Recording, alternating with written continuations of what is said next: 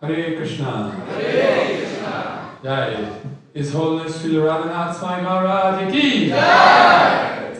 So on behalf of our presiding deities, Sri Radha Kalachandji, all of our deities and our devotees for our yatra, all right, we'd like to give you a very hearty welcome to Dallas Yatra. Maharaj has been touring the U.S. For the book project, and miraculous things have been happening everywhere, and Dallas is not going to be an exception. We're already abuzz about the fact that you know how there's going to be lots of weddings happening on 10-10-10, which is Sunday the 10th of October 2010. So they call it the 10-10-10 weddings. Happens once in a lifetime, 10-10-10 weddings. So on that day, we're going to have our 10-10-10 initiations at 10 to 10 in the morning, and 10 devotees are going to be initiated. That'll be a once in a lifetime event also. Once again, Maharaj, great welcome to you, to Dallas. We've missed you for 6 years now. You have not visited, so we're going to get more than 6 times the benefit of you coming out and not being with us. This trip will take advantage of that. Thank you very much for taking time out and coming to Dallas and spending so much time. We've never spent this much time in Dallas. I think in the past we've never had you for this long a period, and we pray to Krishna that the next time you come for a longer period. And every time you come for a longer period, maybe one day you stay here, not go to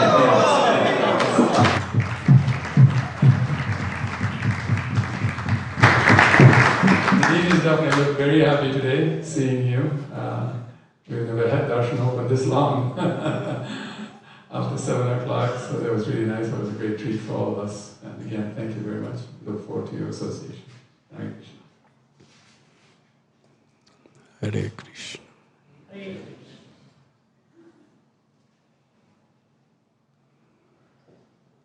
I am sincerely overwhelmed with gratitude to have this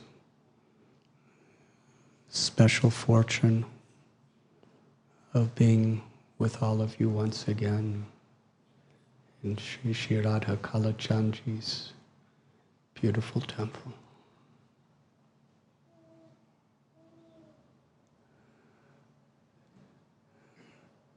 The darshan today so specially uplifting to the very soul.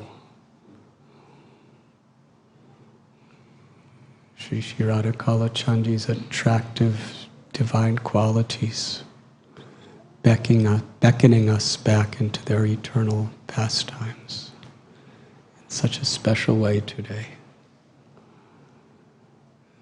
My special gratitude to Nityananda Prabhu, Manjulali Devi, Chaitanya Prabhu, and all of the devotees here for so kindly welcoming me.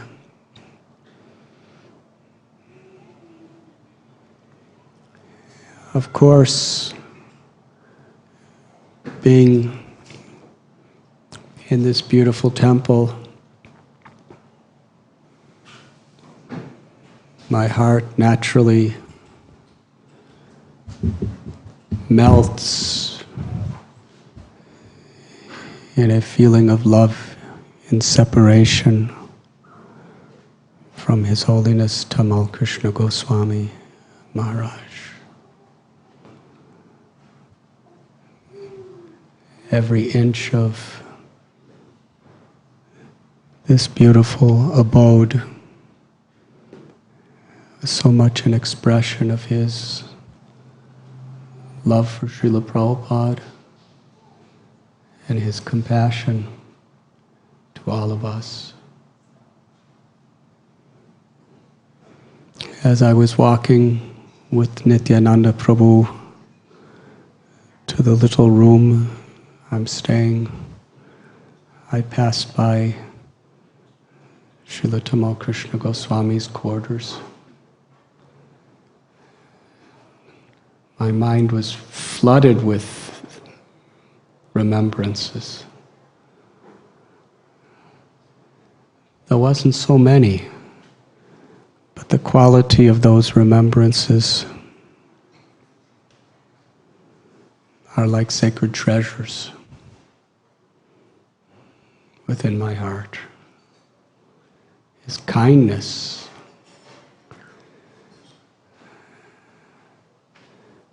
I remember when I was just coming back after being astray for many years.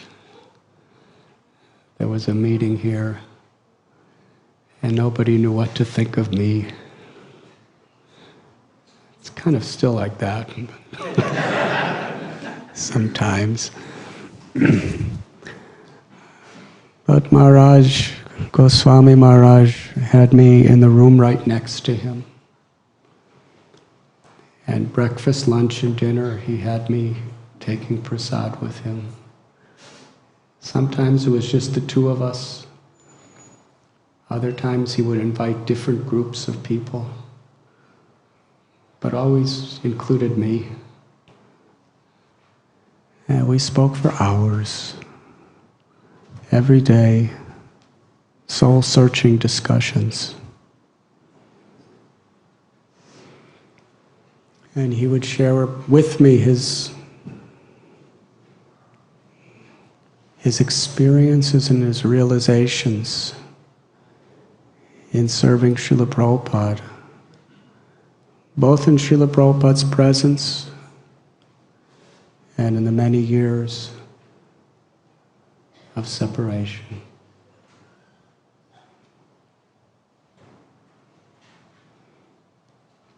By his kindness, he loved to dance with me.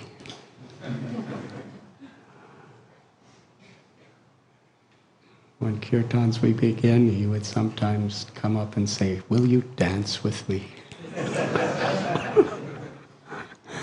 With such innocent, childlike affection.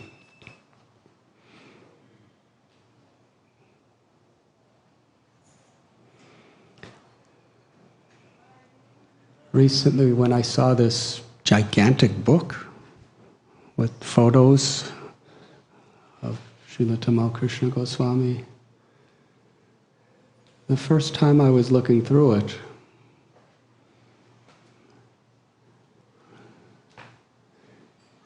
it's not the kind of book you can just skim through.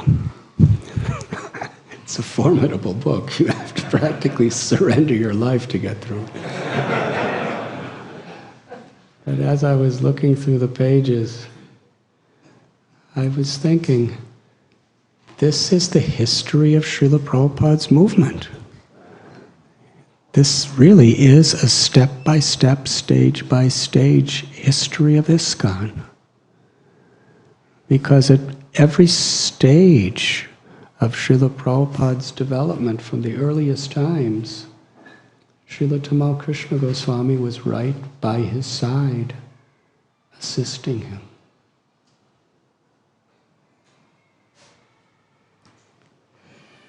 Srila Prabhupada knew, here is a person who is completely surrendered, who is completely dependable, and who I could count on to do anything.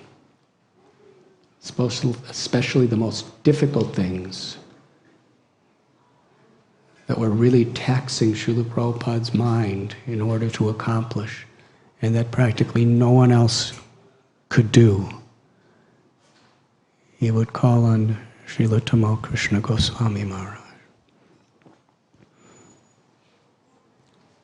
San Francisco, London, Germany, Los Angeles, book distribution, back to Godhead distribution, Harinam Sankirtan. I'm not saying it in chronological order. Developing India. Each of these primary activities that Srila Prabhupada established, Srila Tamal Krishna Goswami was the person that he had to really establish and push it forward. Also, temples, development of temples, deity worship. He was right there, everywhere.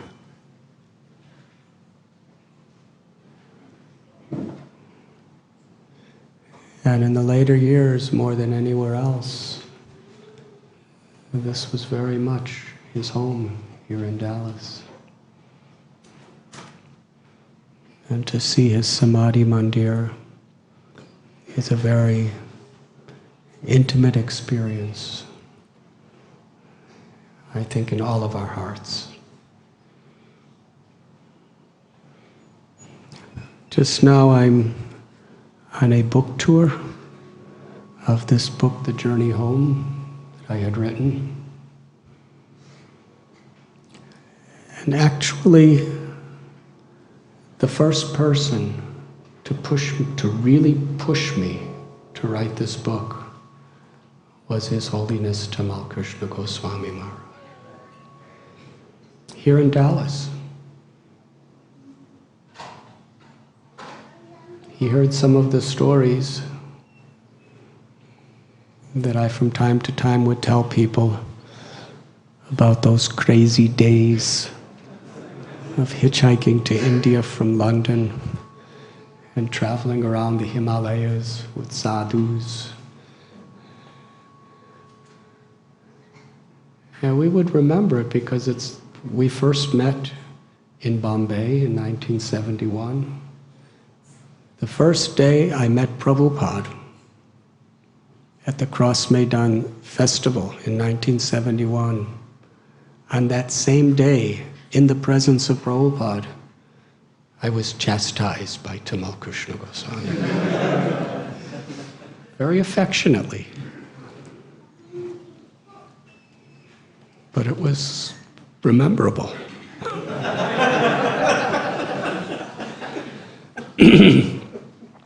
I understood that this person has the most difficult service to Prabhupada. What nobody else wants to do, he's willing to do it. Protect Prabhupada from people taking advantage of his physical presence.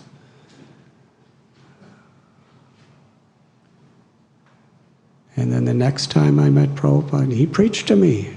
He preached to me very strongly in Bombay.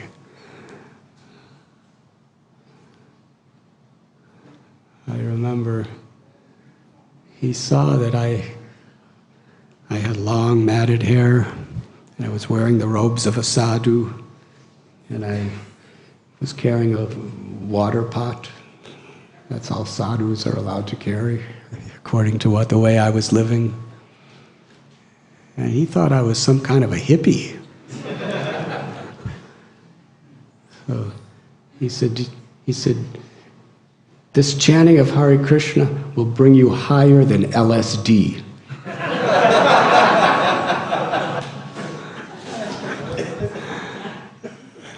And I remember thinking, then I don't want it, you know. I gave that stuff up long ago. If it's anything like LSD, I don't want it. But he presented the philosophy so eloquently. But what I learned from that first encounter is how he wasn't just a kind of a stereotyped person just repeating. Srila Prabhupada says we have to repeat as it is without changing, but with compassion, according to time, place, and circumstance, in a way that works. And Srila Prabhupada was expert like that. Whether he was in that program in San Francisco with strobe lights pounding on him and naked hippies all around him,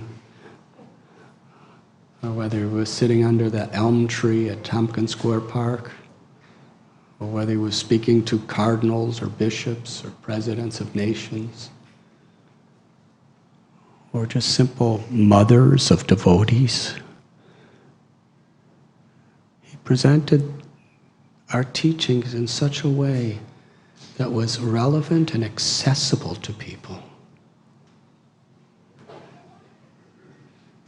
So I understood that at the first moment, how he presented. It didn't apply to me so much. But from the way I looked, he immediately took a point that he thought I could really relate to, and he brought the philosophy through that channel so that it would be interesting and it would touch my heart and it would be relevant to me. And that was his greatness. He really cared. He really wanted to. He loved Srila Prabhupada. He was so grateful for the gift that Prabhupada gave him, he wanted to share it with all the world.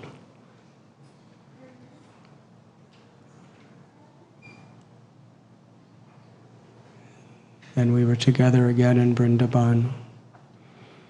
So sometimes we would speak of those days. And he said, you have to write a book. But this book should not be for devotees. He said, there's already so many books for devotees. Let there be more and more, but there's already so many. This story should be for the secular audience of the general population. Because this story will connect, they will connect to it.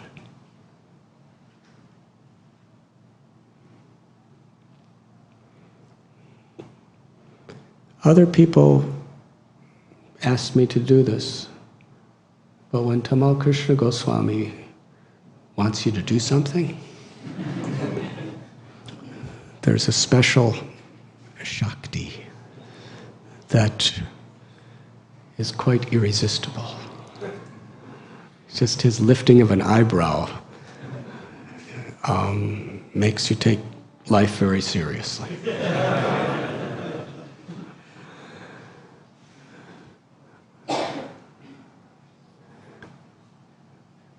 So I felt I had to do something, but I wasn't really convinced of publishing it or really seeing it through. I was kind of doing it half-half. And Hridayananda Goswami he pushed me. And Satyaraj Prabhu pushed me and others. But Tamal Krishna Goswami's voice was echoing in my mind. So I counted Hladini Shakti Prabhu and Manmohini Devi, two very faithful, loving disciples of his, very capable. Actually, to go back a little, it was just about 30 hours before Tamal Krishna Goswami Maharaj was taken from this world by Sri Sri Radha Kalachandji to the eternal abode of Goloka Vrindavan. That I was sitting alone with him in his room in Sri Mayapur Dham.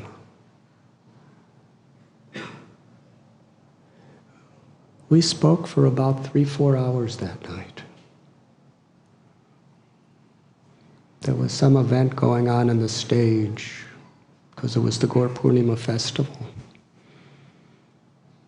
The GBC meetings were going on. He was having these wonderful kirtans in his room every night.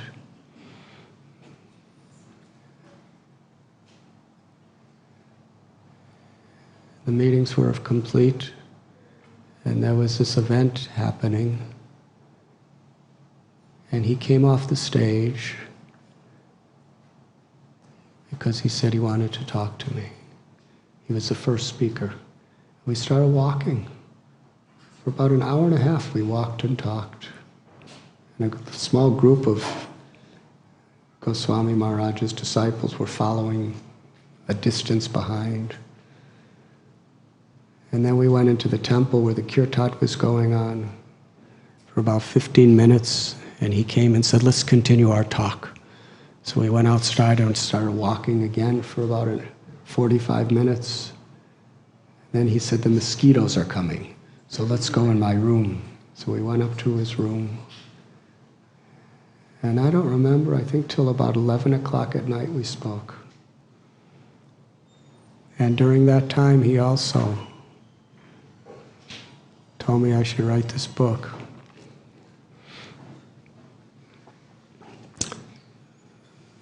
So after he passed away, I took it a little more seriously, and I contacted Manmohini Devi and Ladini Shakti Prabhu, because they're very literary people. And myself, anybody who knows me well knows that I don't answer more than 2 or 3 letters a year. And I haven't written a single article for Back to Godhead. I just don't write.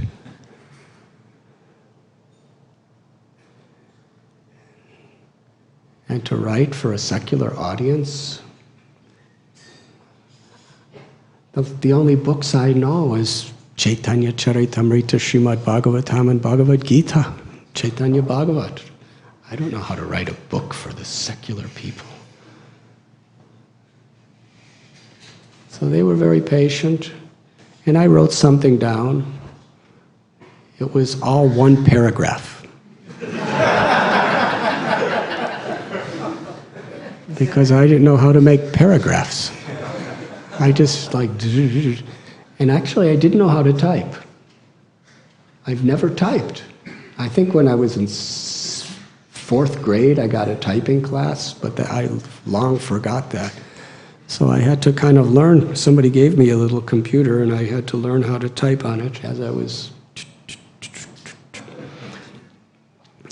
And I gave them this long paragraph. And they tried to teach me how to write, which was fun. It was actually really fun. Whether it ever happened, I had no expectation that it would really ever happen, that it would be a book, but I was just trying to do my duty to Tamal Krishna Goswami and working with his disciples and having a fun time. I went to their house in Kansas, and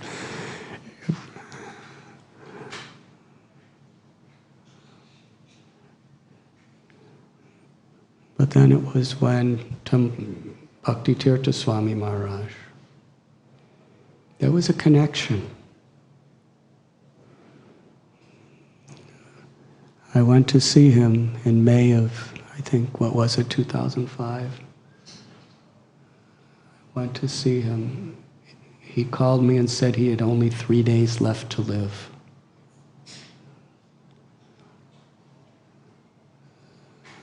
So I went and I saw the miracle of how he was affecting people.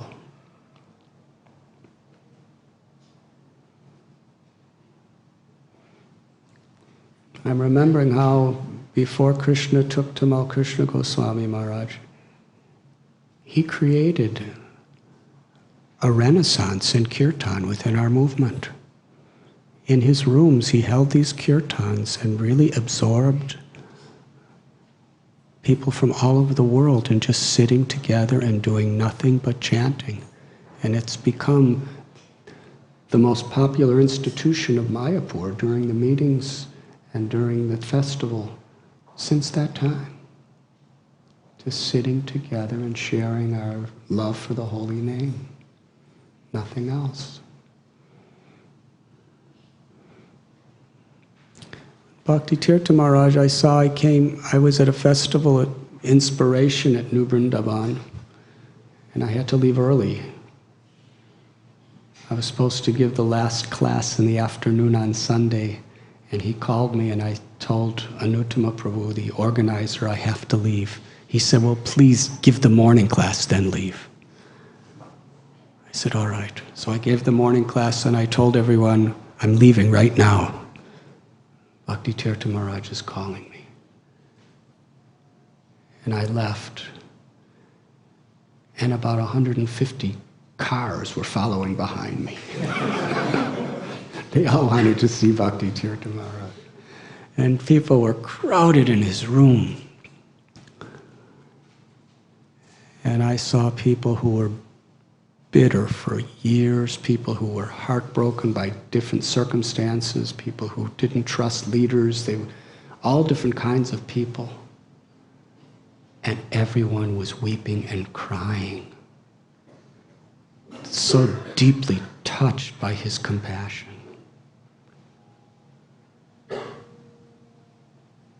Continuous tears of affection, love, and gratitude for him.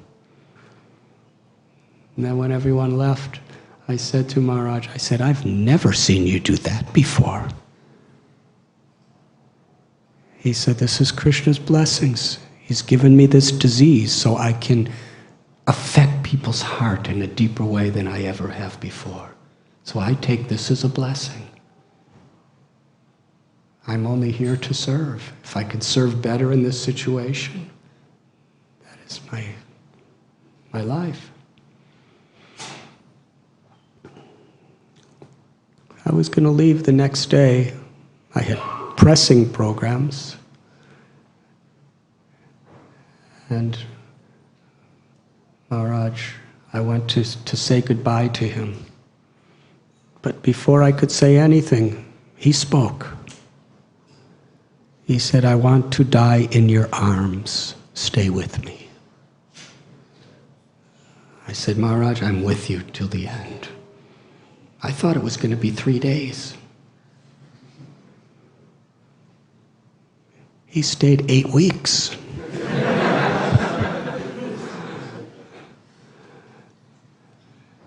And during that time, one day, he just looked in my eyes with tears.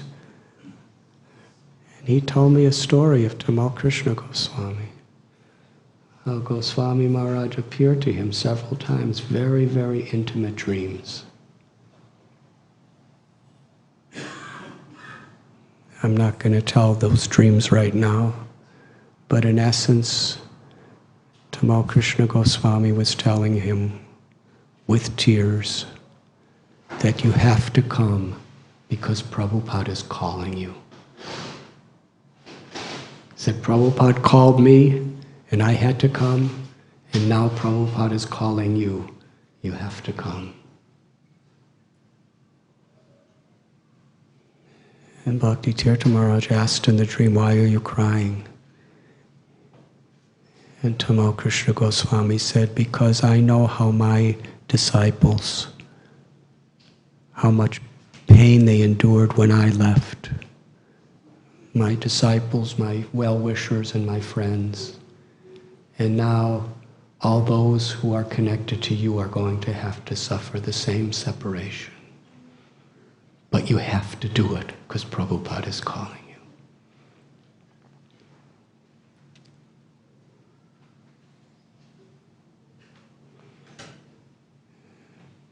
And then Tamal Krishna Goswami told him, but I will come back to see you before you leave.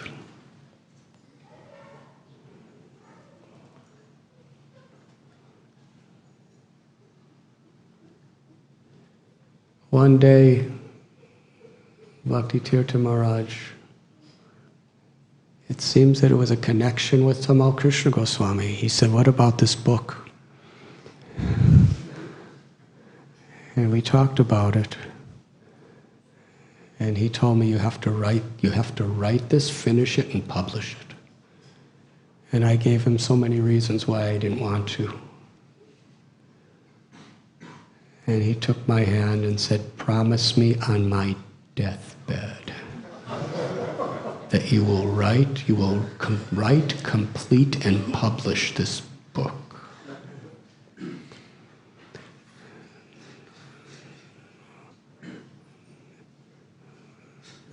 Srila Prabhupada would sometimes say, what to do? I was in that kind of a situation. So I promised him.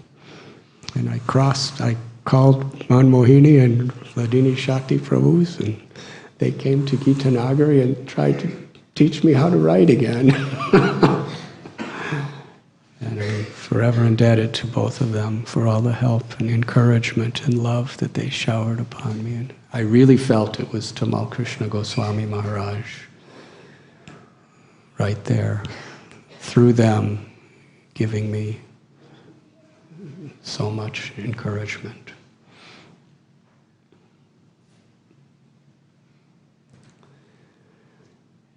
And 8 weeks passed about. It was about 7, I think, and I asked, and one day Bhakti Tirtha Swami Maharaj said to me, "Why isn't Krishna taking me? I was supposed to leave so long ago, but I'm still here." I remember Narasimha's appearance day came, and he said, "This is the auspicious day to leave. I'm way overdue." And he was not supposed to be, he was very, very emaciated, one leg, tumors all over him. But he went to that temple room, and he started leading a kirtan. So forceful, and he wouldn't stop. And I was sitting right next to him, and I knew exactly what was going on.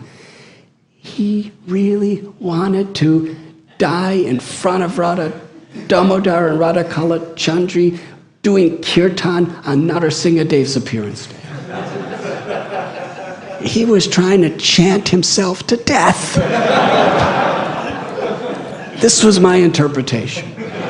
He was just chanting and chanting and chanting and chanting, and he was putting so much energy, so much force. And then he ended the kirtan. It was a long kirtan for a man in that state. And before he spoke, he turned to me and whispered in my ear. He said, I really wanted to die while chanting today in front of the deities, but Krishna's not letting me go." And then he gave a lecture.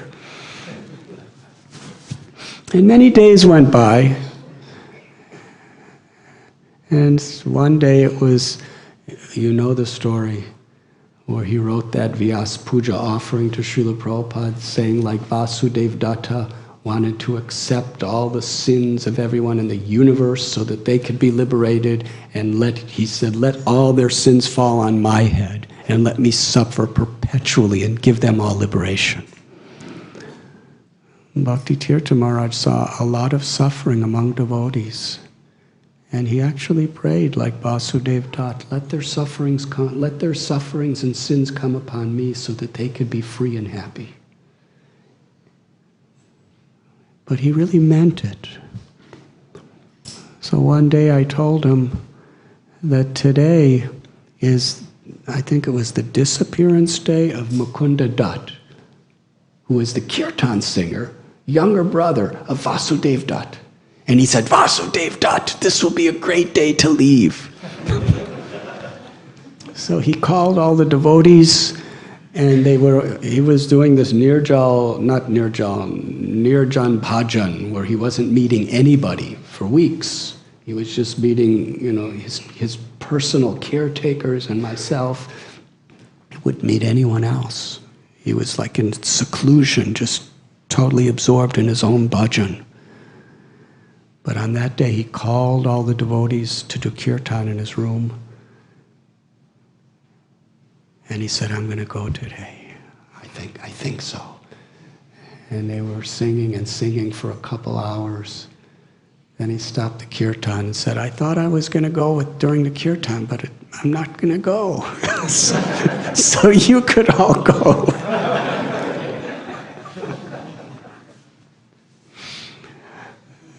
One day he said, why do you think it is that I'm not leaving? He said, I know. He said, Tamal Krishna Goswami told me that he was going to come back before I leave, and he hasn't come back yet.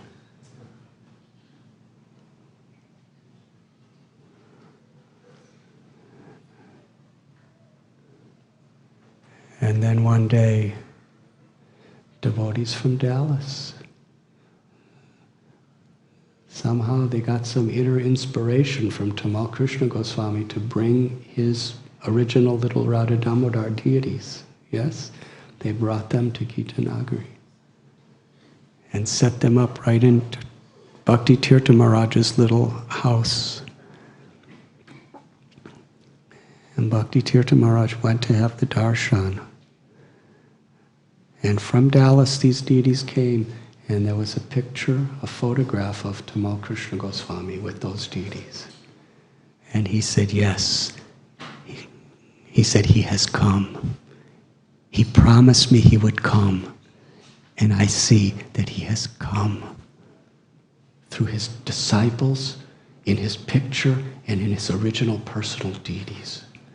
He said, now I know I can go. And soon after that, he left us to join Tamal Krishna Goswami, Srila Prabhupada, and Radha and Krishna's eternal pastimes in the spiritual world.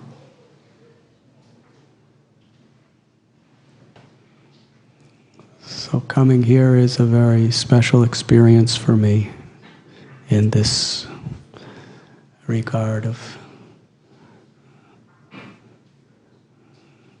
the book tour that I'm on.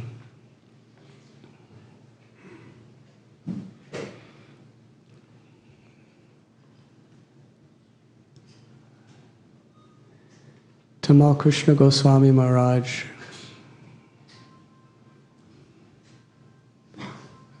really personified one who's seeking the essence of service.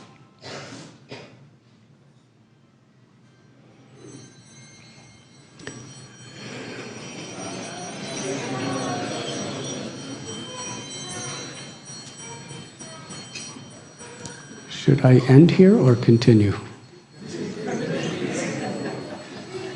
You sure? Should I continue speaking or do kirtan? What is it? Speaking.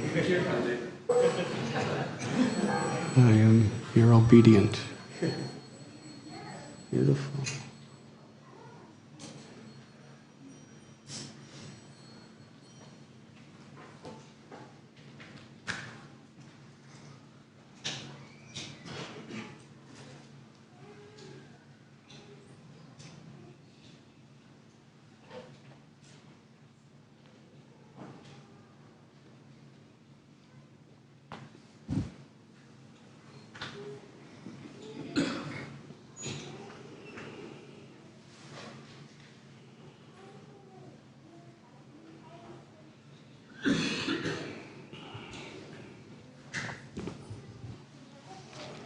Sri Chaitanya Mahaprabhu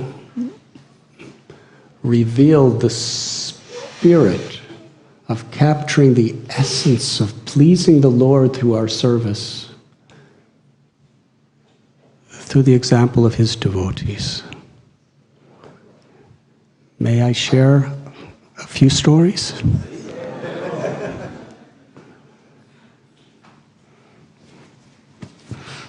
The devotees from Bengal would come every year on Lord Chaitanya's invitation to Jagannath Puri, where they would stay for 4 months with the Lord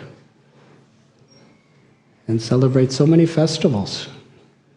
In fact, being with each other and the Lord, everything's a festival. In Krishna consciousness, it's really like that.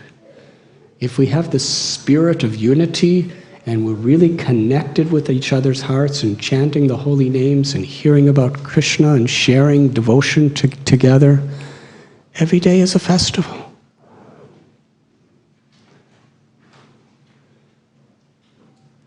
The devotees were,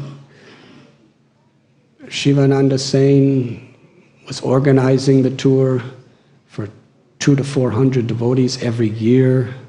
Advaitacharya was their leader, Nityananda Prabhu would come. And one year, Damayanti, the sister of Raghava Pandit,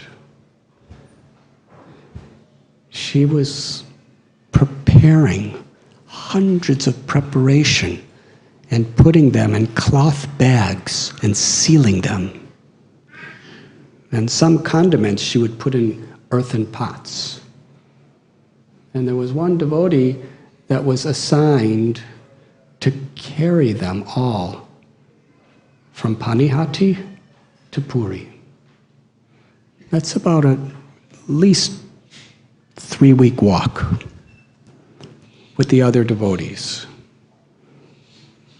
It's probably close to 1,000 miles or kilometers. And the way Damayanti cooked, it wasn't ritualistic. It was with so much personal desire to please the Lord. She would make certain preparations that were quite rich. And she was thinking, Lord Chaitanya is going to eat those, and the next day he's going to have indigestion. So then she'd make special preparations to cure his indigestion. She would take ginger and all these other things and mix them with mud from the Ganges and make them into balls and really nice digestive things. She would make shukata, which would cure the acidity in his stomach. And whenever Lord Chaitanya ate, he is bhavagrahi. Means he accepts the mood of devotion of his devotee. And Krishnadas Kaviraj Goswami specifically uses these words, that being the Supreme Personality of Godhead, he accepts the purpose in which everything is offered. So when he was eating these bitter foods, these neem leaves and bitter melons and ginger preparations, he was tasting the sweetness of her motherly love. And he was absolutely satisfied. Things that were so bitter, that were medicine, that anybody else would go, oof. For him, it was nectar, because he was tasting the love of his devotee. This particular year, they all arrived on the day that the Vijay Vigraha, or the festival deity of Lord Jagannath, is taken to the lake called Narendra, where there is a boat festival. The Vijay Murti's name is Govinda.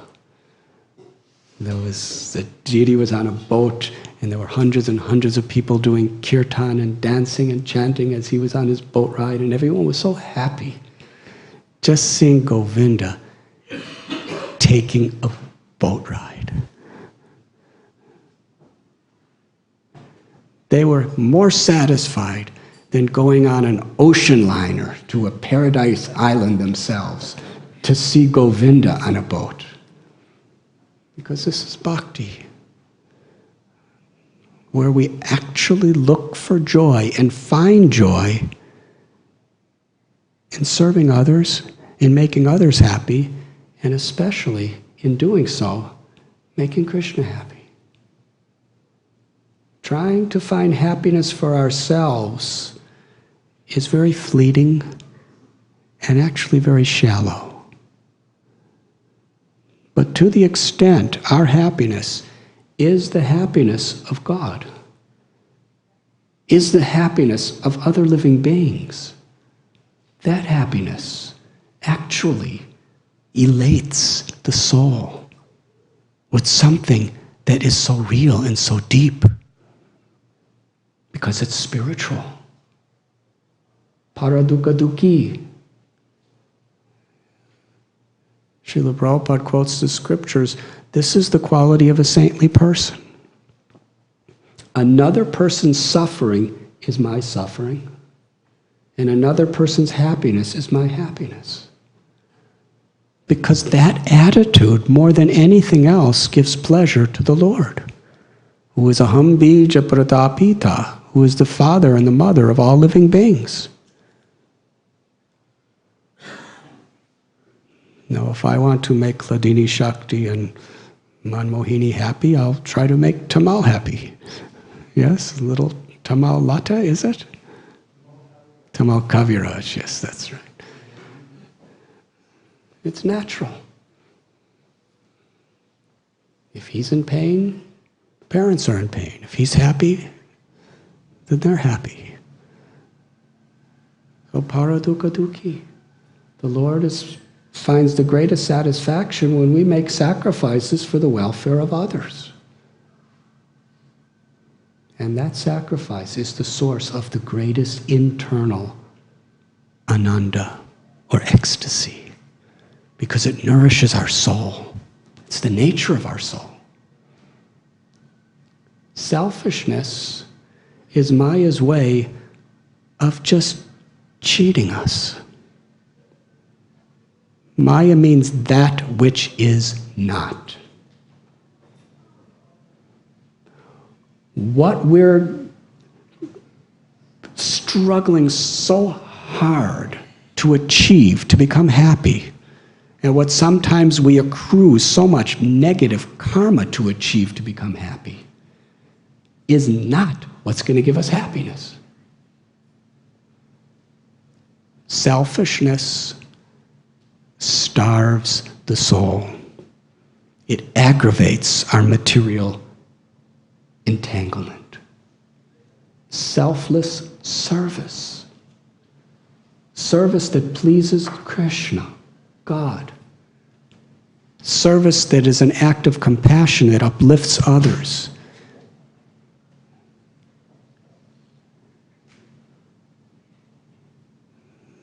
That gives actual, real, substantial experience of happiness to the soul.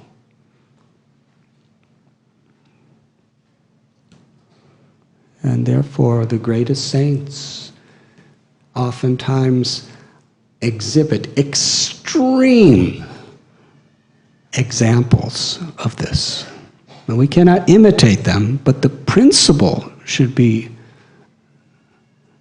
embraced. Like little Prahlad. He was a 5-year-old boy, and his father was trying to murder him, kill him in so many ways. His father hated him. And Prahlad was always offering his obeisances to his father, and always trying to help him. Didn't matter what his father did to him. He was always the well-wisher, trying to help him. And even when his father was killed, when the Lord, Narasingha, offered Prahlad any benediction, he said, I don't want anything for myself. If I ask anything for myself, I'm not your devotee. I'm just a business person. I'm giving and I'm taking. I only want to give. I don't want to take anything. But if you insist, give my father liberation. I loved him. I always will love him. Give him liberation. And Thakur Haridas, he was beaten 22 marketplaces just for being a humble and kind devotee. And he prayed from his heart of hearts, my Lord, whatever offenses these men are doing by beating me and trying to kill me and torturing me, let all my pious acts and all my devotional acts be exhausted, but give them love of God. Forgive them. Don't let what they're doing to me hurt them in any way. And Lord Chaitanya could not punish those people because Haridas was praying so strong for them.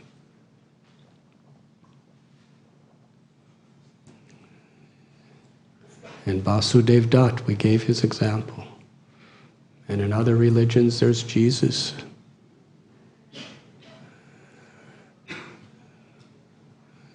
They're extreme examples, but they're teaching us that it's this seva, or selfless service, that's the real essence. So all the devotees were finding the highest joy seeing Govinda riding on a boat. A simple thing. But Lord Chaitanya, who's in the mood of Radharani, was in absolute ecstasy, and he was inducing everyone to be in absolute ecstasy. Then all the devotees of Bengal arrived. Sri Chaitanya was so happy to see them. Right in the midst of this festival, he embraced. Every devotee was bowing down to him, and he'd lift them up, embrace them, put garlands on them, anoint their limbs with sandalwood pulp. Then they all danced and chanted together. At the end of the festival, Lord Chaitanya brought them all to his place and served them sumptuous Jagannath Prasad, and took prasad with all of them. It's wonderful. Then he said, tomorrow morning, early, when Jagannath gets up, we will be there to do kirtan.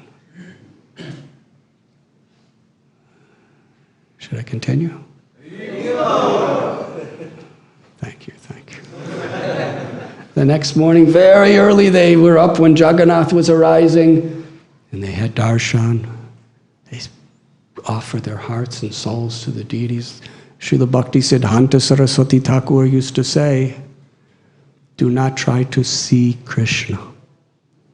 Try to serve Krishna in such a way that he's happy to see you. That was their mood. Then early morning, Sri Chaitanya Mahaprabhu divided his devotees into 7 groups and established 7 kirtans, simultaneous. He appointed a kirtan singer for each group and a lead dancer.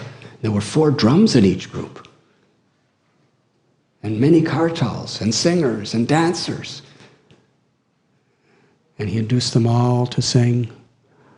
And he was going from group to inspect them. And each group was thinking, the Lord is only with us. He just stays with us, just like Krishna did with gopis. And after some time, Sri Chaitanya Mahaprabhu danced. Such a dance. As he was dancing, he was in so much of the ecstasy of love of Krishna. He was in the mood of Radha. Radha bhava duti subalitam nomi Krishna swarupam. Lord Chaitanya is Krishna who came to taste the sweetness of Radha's love. He's Krishna with the heart of Radha and the complexion of Sri Radha. As he was dancing with his devotees, chanting the holy names, his hairs were standing on end. Sometimes his eyes, there were torrents of tears pouring from them. Krishnadas Kaviraj Goswami says that his body, the hairs were standing on end like the thorns of a shamuli tree. How many of you have ever seen a shamuli tree? Anyone else? I'm going to tell you a story about this. This happened just before I left India, this year. It was long back in April. And we have a farm community about 3 hours north of Bombay. And we have 25 acres we're trying to develop as self-sufficient. 25 acres are agriculture, rice, vegetables, fruit trees, flowers growing there, some grains. And the other 25 we're developing as a retreat center for people to come. So we've built a first cottage out of eco-friendly materials. All the bricks are made out of the mud from our own land, made by hand. It's very nice. So we invited Jananivas Prabhu and Pankajangri Prabhu to be there for this inauguration, because they're very close with our temple. Everyone knows them? They are the head pujaris for Mayapur Dham. In one sense, they're the head pujaris for our whole movement. That's our international center. So we had kirtan, and we had classes, and we had nice prasad, and the next morning everybody kind of left, and we just were walking around the property. And we were walking to one area, kind of a jungly area, or there was nothing developed. And suddenly Jananiva said, "That's it. That's it." And I said, "That's what?" He said, "That's a Shimuli tree." And I can't tell you, I've been reading about Shimuli trees for 40 years. And I've never seen one. Because there's so many examples in Chaitanya Bhagavad, Chaitanya Charitamrita, where his Lord Chaitanya's hairs would stand up like the thorns on a Shimuli tree. And I said, where? And he showed me right there. That's a Shimuli tree. Incredible. From the roots, all the way up the trunk and all the branches, there's thorns coming out. Completely. Hundreds and hundreds and hundreds. And they're not like the thorns that prick you. They're kind of wide kind of thorns. I guess they do more than prick you. They stab you.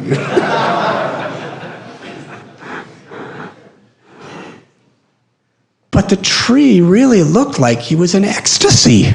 Or she, I really don't know. But it was just like all around the trunk, all around every branch were just coming out like this. I was thinking, that's it. Lord Chaitanya's body was like this. And I was so excited to finally see a Shimuli tree. I've been talking about it in my classes for years. I went to embrace it, and Jananiva said, "No, don't do that." Jananiva's Prabhu.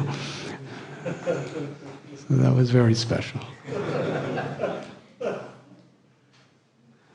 So Sri Chaitanya Mahaprabhu was dancing, and sometimes his complexion would change, and sometimes all these transformations that the world has never seen. He danced and danced and danced, hour after hour after hour, and his enthusiasm was increasing at every moment until it was the afternoon. So that means they were already going for about 8 hours. They started early morning, about 4, and now it's the afternoon. And somehow or other, Nityananda Prabhu, because there was all these drums from all 7 kirtan groups, they were all together playing and cymbals, and everybody's voices were loudly chanting, and all the residents of Puri, they all joined the kirtan. And Sri Chaitanya Mahaprabhu kept repeating the verse that Swarup Damodar Goswami was singing. Let my head fall at the feet of Lord Jagannath in the kirtan hall called Jagan Mohan. That one verse incited such ecstatic love from his heart. So Nityananda Prabhu somehow or other got the mridangas to go soft and all the singers to go soft. And when everything became very soft, Lord Chaitanya came into his external state of consciousness. And Lord Nityananda said, the devotees are completely exhausted and hungry. Please stop this kirtan. So Lord Chaitanya, out of sympathy, he stopped the kirtan. And then he went with all the devotees together. They all bathed in the sea. Then they took nice prasad together. And Sri Chaitanya Mahaprabhu went back to his room. And he, after taking prasad, and it was the rule, according to Prabhupada's translation, that every day after the noonday prasad, Lord Chaitanya would lay down and Govinda would massage his body very lightly. And then Lord Chaitanya would go to sleep, and Govinda would then take Lord Chaitanya's remnants of prasad. On this particular day, Lord Chaitanya laid right across the entrance to the Gambhira, his room. And Govinda said, please, Lord, kindly move slightly so I can get in to massage you. So he was blocking the doorway. And Lord Chaitanya He was laying there with his eyes closed, and he said, "I am too tired, I cannot move." And a few seconds later, Govinda said, "Please slightly move so that I can get around you to massage you." "I am too tired, I cannot move." He asked again and again. Finally, the Lord said, "Do it or don't do it, whatever is in your mind." So Govinda understood. He was supposed to massage the Lord. So he took a piece of Lord Chaitanya's own outer cloth and placed it over Lord Chaitanya's body. Then he walked over it. And when he got inside, he could come and massage Lord Chaitanya's feet and his legs and his back. He massaged. Lord Chaitanya went to sleep. 45 minutes later, Lord Chaitanya suddenly woke up. And he found Govinda was still massaging him. He said, "Why are you still massaging me? Have you taken your lunch?" Govinda said, "No." The Lord said, "Well, you're supposed to take your lunch at this time. Why are you still here?" Govinda said, because you're blocking the doorway and I couldn't cross over you." The Lord said, "Why didn't you cross over the same way you crossed over to come in to go and take your lunch prasad?" Govinda was completely silent. But in his mind he was thinking, "It is an offense to walk over you, my Lord. I'm willing to commit hundreds and hundreds and thousands of offenses and suffer all the reactions in order to serve you and please you. But I am petrified with fear to even commit the slightest trace of an offense for myself."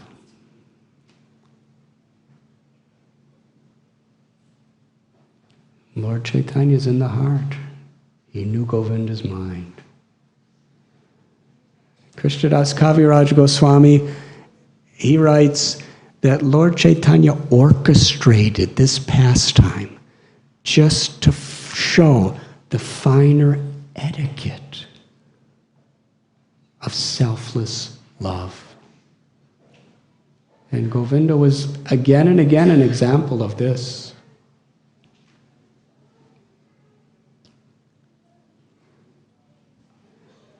I'll give another example of Govinda. This time, Tamal Krishna Goswami must have shared with all of you some of the incredible variegatedness of being with Srila Prabhupada personally. Well, the principle is the same here. One day, Sri Chaitanya Mahaprabhu, he was in the mood of Srimati Radharani after Krishna left Vrindavan for Mathura. And Uddhava came back to give a message. He was intensely in separation, love and separation. And one day, as he was laying in his room, resting, he had a dream that Krishna was on the bank of the Yamuna in the forest of Vrindavan. And there was a circle of gopis dancing around him. And in the center next to him was Srimati Radharani. He was watching the Rasa Leela. Suddenly Govinda woke him up and said, "It's time to go to the temple." So Lord Chaitanya came out of his rest. And he felt very sad that he wasn't in the Rasa Leela anymore. And he would always stand way behind the kirtan hall of Jagan Mohan near the Garuda Stamba, out of his humility, and look at Lord Jagannath from there. On this day, he was gazing upon the beautiful form of Jagannath, Baladev, and Subhadra. And according to Kaviraj Goswami, there were hundreds and thousands of people crowded in the temple room that day. Sri Chaitanya Mahaprabhu was looking. He was seeing Krishna. Suddenly, this old, simple-hearted, poor Oriyan woman. Oriyan means from Orissa, just a local lady. She was so enthusiastic to see Lord Jagannath, but there were hundreds and hundreds and thousands of people packed in the temple, and she was small. She couldn't see over anyone. So what she did is she started climbing the Garuda Stamba. And as she was climbing up, she put her feet on Lord Chaitanya's shoulder. Shri Shri Radha Kalachandi ki. Should I continue? She put her feet on Sri Chaitanya Mahaprabhu's shoulder, and she was standing with one foot on Lord Chaitanya and one foot on Garuda, gazing at Lord Jagannath. When Govinda, the personal assistant of Lord Chaitanya, saw this, he quickly, very kindly and graciously, but he said to the lady, "You have to get down, you can't be like this." So she was coming down. Now, do you think Lord Chaitanya was angry with the lady for standing on him with her feet? He was angry with Govinda. He shouted out, "O Adivasya," which means, "O uncivilized one. Do not impede her enthusiasm to see Lord Jagannath. Why have you done this? Let her see Lord Jagannath to her full satisfaction." Meanwhile, the lady, upon hearing his words, she came to normal consciousness, and she realized what a mistake she made. She was standing on the Supreme Lord and his most intimate devotee, and she started begging forgiveness and bowing down. And Lord Chaitanya, he prayed to Lord Jagannath. He said, "Lord Jagannath has not given such eagerness to me as he has to this lady. Just look at her. She has absorbed her body, her mind, her very life in the loving service of the Lord. She doesn't even know. She's not in external consciousness. Just see her eagerness." Then with folded palms, he looked at Lord Jagannath and prayed, "Oh, Lord Jagannath, please give me this eagerness." Then he looked at the lady, and with folded palms and a humble heart, he begged this old lady, "Please bless me, that I will also have such eagerness and absorption in Jagannath as you have. It is my prayer."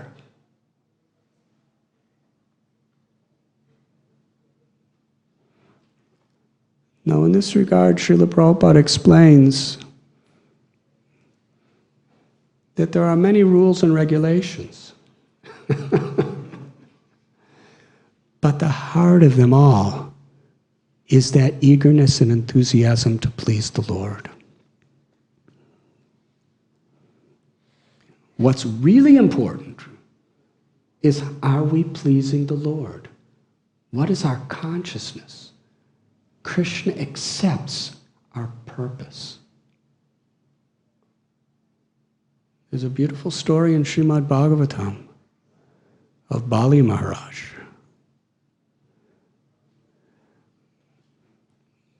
Bali Maharaj was asked by Vamanadev for 3 steps of land. His guru, kind of guru, Shukracharya, told him, "Don't give this dwarf anything, because he's Vishnu and he's going to take everything away from you. And you know, gurus like to have disciples who are the king of the universe. You don't want to lose that, right? So, Bali Maharaj said, I'm going to give him what he wants. I promised him. And Shukracharya was so angry, he cursed him. He said, I curse you, you will lose everything, and you will be put in prison, you will be arrested, and everything will be gone. And he walked away. And Bali said, take your 3 steps. And with the first step he covered, with the first 2 steps, he covered everything that Bali Maharaj owned. And then he imprisoned him. Why? Because you promised me 3 and you only have enough for 2. And Bali Maharaj was in a very embarrassing situation. Not only did he lose everything he had, but he was completely humiliated before his family, his armies, his kingdom, everyone, because now he's a penniless prisoner. And Prahlad congratulated him for his good fortune. And his wife congratulated him for his good fortune. And Vamana said, where should I put my 3rd step? He said, the only thing I have left is my life. I offer you my life. Place your 3rd step on my head. And he did. And then Vamanadev gave him a spiritual planet and said that I'll be there with you always as your gatekeeper. Gave him everything. Then after all that, Vamanadev turned to Shukracharya and said, you are a very, very erudite, professionally ritualistic expert person at doing sacrifices. Please, whatever mistakes that Bali have done in the execution of his sacrifices, in the execution of his rituals, in the execution of his service, please tell us those and neutralize them. And Bali Maharaj's words are some of the greatest things, greatest verses ever spoken in this world. Shukracharya's words. Shukracharya said that the purpose of every sacrifice, the purpose of life, is only to please you. And Bali Maharaj has given you great pleasure. Therefore, there is no mistake that he has made. Whatever mistakes are there are irrelevant if one pleases the Lord. And you are pleased. He said, in one execution of a sacrifice or one's duties to the Lord, even if mantras are mispronounced, even if one is not able to properly follow the 4 regulative principles of that particular sacrifice, even if one makes mistakes regarding the time, the place, or the people, or the particular actions or rituals, everything becomes perfect if one chants your holy names.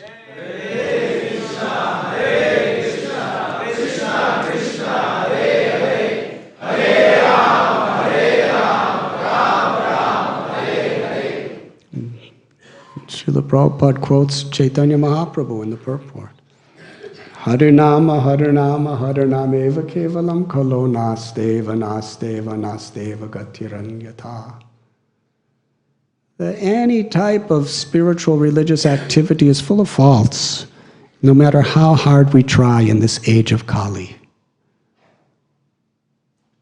And Prabhupada quotes Jiva Goswami, when we're doing deity worship, when we're performing yagyas or whatever service we may be performing, we should really try our best to do everything as appropriate as possible. But even if there is a flaw, if we are sincerely chanting the holy name with the intent of pleasing the Lord, then all of those offenses are nullified. Because the Lord is Bhavagrahi. The Lord is Kali Kale Namarupe Krishna Avatar, has descended within the sound of the name. And when we have this desire, a service attitude, Trinadapi Sunichena Taror Iva Sahishnana Amanina Manadena Kirtaniya Sadahari. Lord Chaitanya said, take this verse and put it on the string of the name of God and keep it on your heart always. To be humble like grass, tolerant like a tree, eager to offer all respect to others and not to demand respect for oneself. In this way, we could please Krishna when we're chanting his holy names. And then there's whatever mistakes that we may commit, they're not even mistakes anymore, if Krishna accepts it. Atapum virdvijasreshtas varanashrama vibhagasha shvanushtatasya dharmasya samsadir haritoshana. Whatever our occupation, whatever our status in society, if we please Krishna, that is our success. And what pleases Krishna? Bhaktya tvananiya shakya aham evam vidorjana. Bhakti, devotion, love is the only thing that pleases Krishna. And at whatever stage of realization we're on, our love is expressed by our sincerity, by the sincerity of our intent and purpose to be a humble servant and please the Lord and please his devotees and be compassionate to all living beings. So fighting over different ritualistic rules and regulations, no sense. The main thing is the intent to really please the Lord. And these things can all be adjusted, modified. But the real thing is, are we really pleasing the Lord? What is our intent? Shukracharya became perfect by appreciating Bali Maharaj. The disciple delivered his guru. Yes? Bali Maharaj was the disciple of Shukracharya, but he disobeyed his guru. But because he did it with the humble spirit just to please the Lord, and because Shukracharya later appreciated that, Shukracharya was delivered. And he spoke this beautiful verse.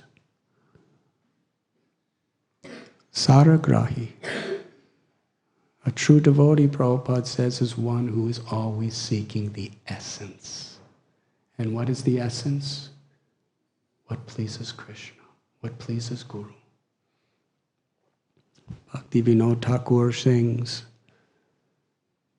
Grihe tako vane tako, sada hari bole tako, suke duke pulo nako, badane hari nam koro re, gai gora madhu sware, gai gora madhu sware.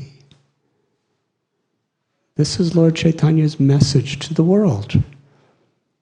Whether you are a grihasta with a husband, wife, children, a job, paying mortgage, just trying to survive in the world through all that, or whether you're a swami living in the jungle, in a cave, doesn't make any difference. If we have a sincere intent to please the Lord by humility, forgiveness, and respect for others, and in this spirit we're chanting the holy names, then we will be liberated beyond the temporary flickering happiness and distress of this world. And we will, paramdrisvani vartate, we will be given a higher taste. When the Lord is pleased by our intent, by His mercy, He gives us this higher taste, this anandam buddhivardhanam, this ecstasy that we're all seeking, that is within our own hearts. Nitya Siddha Krishna Prema Sajja Kabunoi Sravanadi Sudhichiti Kodiyayudai. That love for Krishna is dormant within the heart of every living being. By chanting in this spirit and associating with saintly people, this love is awakened. And what pleases Krishna more than anything? When we love Him, when we want to love Him, when we want to please Him. And all the rules and all the regulations of all the scriptures and all the universes are all meant to bring us to the platform of always remembering Krishna with love and never forgetting Krishna.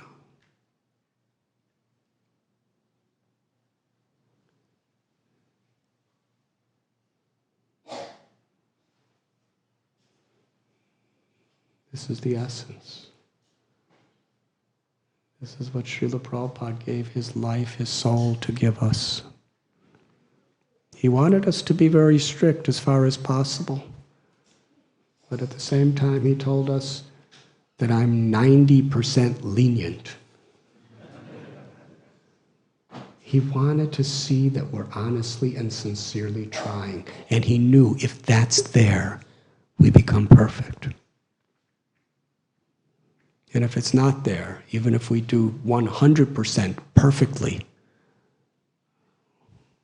we're lost.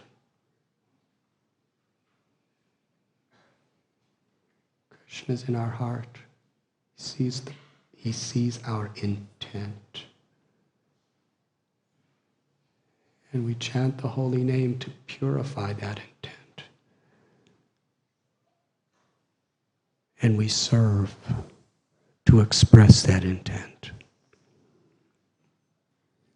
Tamal Krishna Goswami, he saw that quality in Srila Prabhupada, and he gave his life, his soul, his everything to serve and assist Srila Prabhupada in that great mission of giving this essence of unmotivated, unconditional love of God to everyone and anyone who will accept it.